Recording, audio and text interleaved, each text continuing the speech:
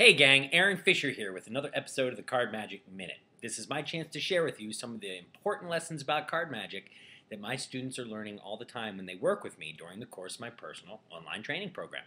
Now, last time we spoke about the overhand shuffle control, and you'll definitely want to watch that video before you see this one if you want to make sure it all pieces together.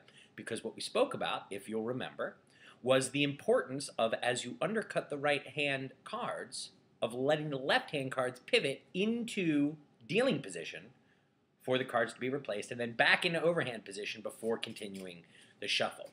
But by now, many of you have probably noticed that just having these cards pivot down and back again is a little bit harder than it looks. Now, in order to get that down, it's really important. It's almost the kind of thing that's worth drilling separately from the overhand shuffle control before you place it into the overhand shuffle control so that you can do it so as they say, inveterate, without even thinking about it. So it's literally in your bones when you go to perform the actual magic for the people.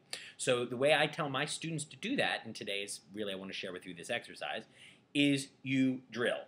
You start with the cards in dealing position, and then you kick them up into overhand position. Then you let them fall into dealing position. Then you kick them up into overhand position. And of course, the whole point is allowing you to do it immediately without thinking about it during those two moments in the overhand shuffle when it's so crucial that you know how to do it.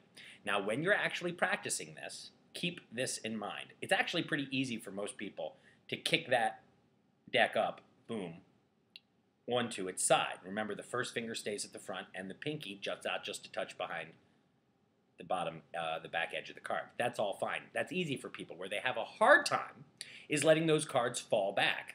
Getting those cards to fall back into a really natural, comfortable, specific dealing grip without just sort of flopping down and taking some effort to get control of, that takes a little bit of practice. And here's what I want to share with you today. Once the cards are up here, just take that first finger as you lightly open up the other three fingers for the cards to fall in a moment.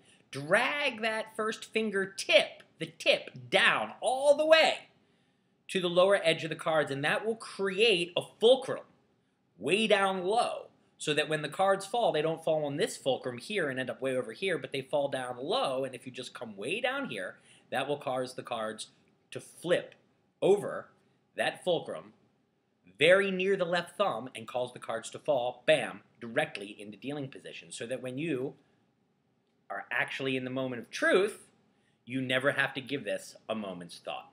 So that's what I wanted to share with you today. That's the Card Magic Minute. Pull that finger down and let the cards flop.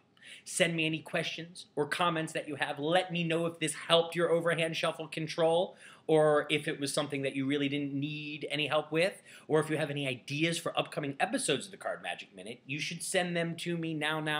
I'm Aaron at AaronFisherMagic.com. You can get me on Facebook. My fan page is Aaron Fisher, Sleight of Hand Artist, and you can reach me on Twitter at Aaron Fisher Card.